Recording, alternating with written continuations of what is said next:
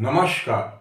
मैं C S राय। आप देख रहे हैं law study with Rai sir. आज हम बात करने जा रहे हैं वैदिक सभ्यता के बारे में। वैदिक सभ्यता भारत की सबसे प्राचीनतम सभ्यताओं में से एक मानी जाती है। यद्यपि इस समय यह दूसरा अति प्राचीन सभ्यता माना जाता है, लेकिन 1921 के पहले इसे भारत की सबसे प्राचीनतम सभ्यता संस्कृति मानी गई थी। लेकिन 1921 में सिंधु सभ्यता की खोज ने इसे दूसरे नंबर पर ढकेल दिया। अर्थात सिंधु सभ्यता भारत की सबसे प्राचीनतम सभ्यता संस्कृति मानी गई।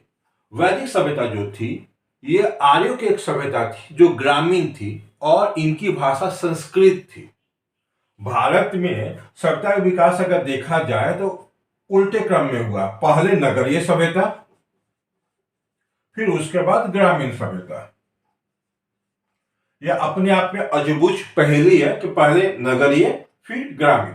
आमतौर पर पहले ग्रामीण माना जाता है और सभ्यताओं में फिर नगरीय सभ्यता होती है। लेकिन जो सिंधु सभ्यता थी अपने समय की एक नगरीय सभ्यता थी और उसी रूप में यह पूरे विश्व में प्रसिद्ध थी। लेकिन जो वैदिक सभ्यता थी, जो आर्यों की द्वारा बनाई हुई सभ्यता थी, यह एक ग्रामीण सभ्यता थी और यह सभ्यता की भाषा जो थी संस्कृत थी। यह एक मात्र सत्तात्मक ना होकर एक पुरुष सत्तात्मक सभ्यता थी। इसमें पितृ सत्तात्मक सत्ता अर्थात पुरुष का वर्चस्व इस सभ्यता में हमें मिलता है। वैदिक सभ्यता को लेकर बहुत सारी भ्रांतियां और बहुत सारी हैं कि ये भारत जैसा पहला, ये भारत की सबसे प्राचीन अब हो चुका है, भारत की प्राचीन सभ्यता नहीं है। दूसरा, ये बहुत ही विकसित थी लेकिन एक ग्रामीण सभ्यता के रूप में विकसित थी। देखा जाए तो वैदिक सभ्यता को जानने के लिए हमें वैदिक सभ्यता को हम दो भागों में बांटते हैं। पहला पूर्व वैदिक, दूसरा उत्तर वैदिक। पूर्व वैदिक 1500 ईसा पूर्व से लेकर 1000 तक माना जाता है और उत्तर वैदिक को 1000 से लेकर 600 ईसा पूर्व तक माना जाता है। दो भागों में बांटते हैं। पूर्व वैदिक काल वैदिक काल को रिंग वेद या रिंग वैदिक सभ्यता भी कहते हैं। इसको जानने के लिए हमें दो भागों में, इस सभ्यता को जानने के लिए दो भाग हैं। पहला साहित्य, जिसमें हमें वेद मिलते हैं। वेद कितने हैं? 4 हैं, जिनके बारे में पूर्ण रूप से हम बात करेंगे। हम अपने रिंग वैदिक सभ्यता यानी पूर्व वैदिक, जब हम बात करेंगे पूर्व वैदिक सभ्यता के बारे में, तब हम वेद और उपनिषद, पुराण, वेदांग, ब्राह्मण ग्रंथ, इन सब के बारे में डिटेल से बात करेंगे। अभी वेद 4 है। पहला है ऋग्वेद,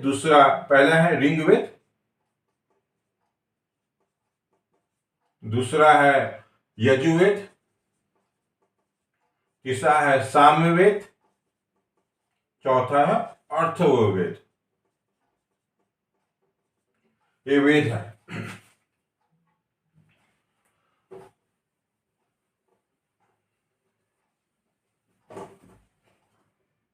तो हम जैसे पढ़ चुके हैं कि क्या है वैदिक सभ्यता जानने के लिए साहित्य हो गया और दूसरा है पुरातत्वविद। पुरातत्व में हमें अभिलेख प्राप्त होते हैं, जिनमें पहला है बोगासपोई,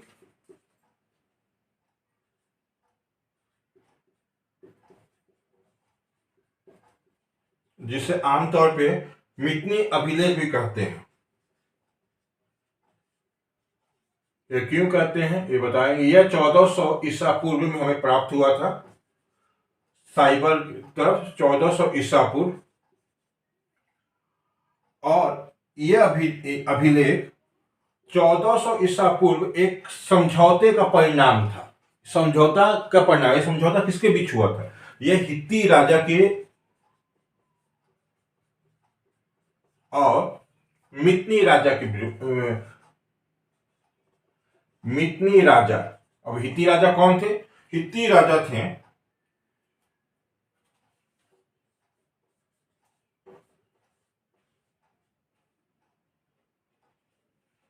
सुबीर लीमा और मितनी राजा थे मतियाउस।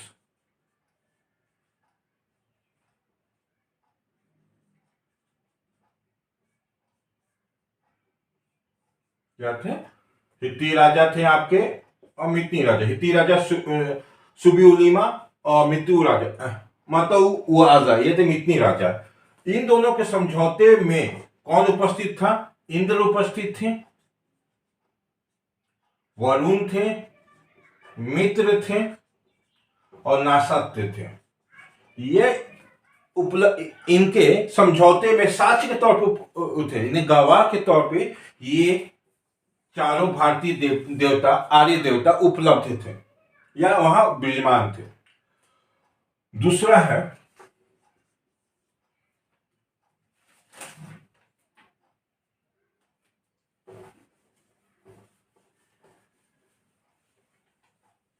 दूसरा क्या है? कसाइट अभिलेख।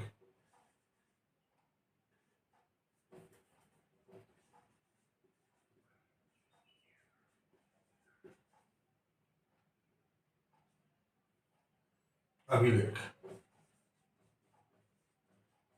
इसमें यह कहा गया है कि 1600 ईसा पूर्व ईरानी आर्यों की एक शाखा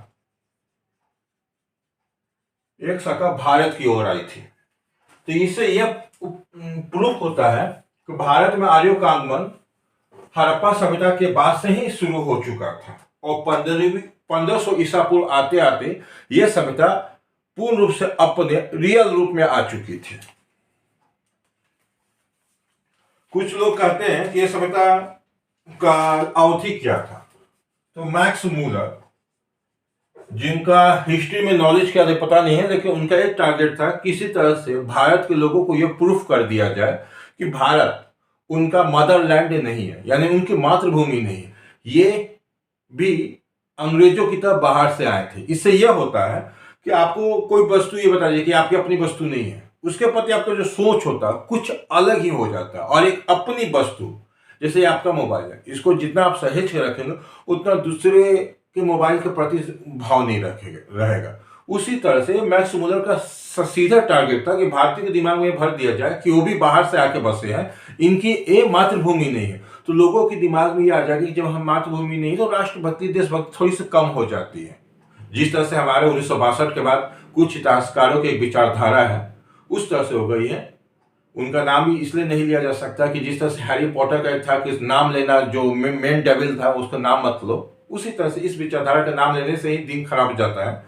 तो मैक्स मुलर कितने क्या थे? मैक्स मुलर ने 1200 से 1000 ईसा पूर्व इसकी इनकी अवधि बताई है।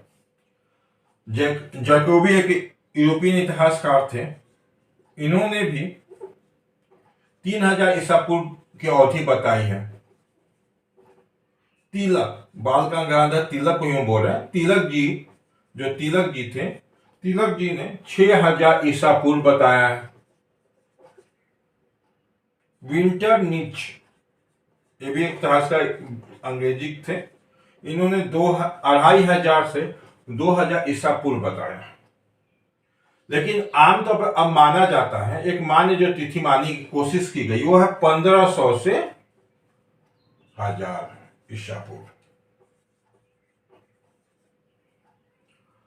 यह मान तिथि है कि 1500 से 1000 ईसा पूर्व आर्य सभ्यता, यानी वैदिक सभ्यता विकसित हुई थी।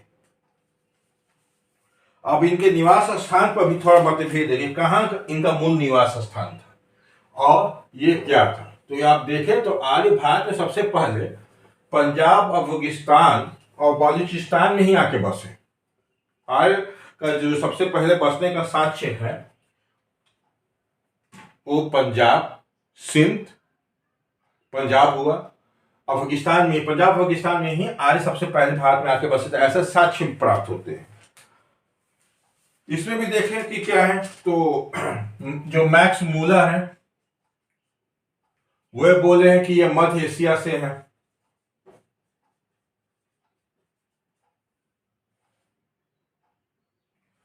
तिलक जी ने कहा है कि यह आर्कटिक प्रदेश से है, यानी उत्तरी ध्रुव।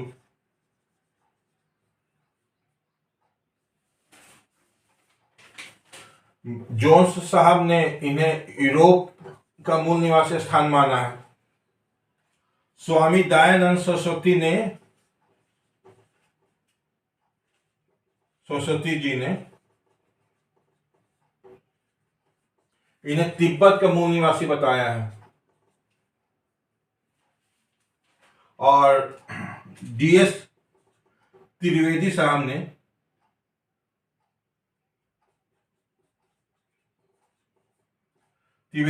ने इन्हें मुल्तान का मूल निवासी माना है। लेकिन अब आमतौर पर इन्हें यूरेशिया अर्थात आल्प्स पर्वत के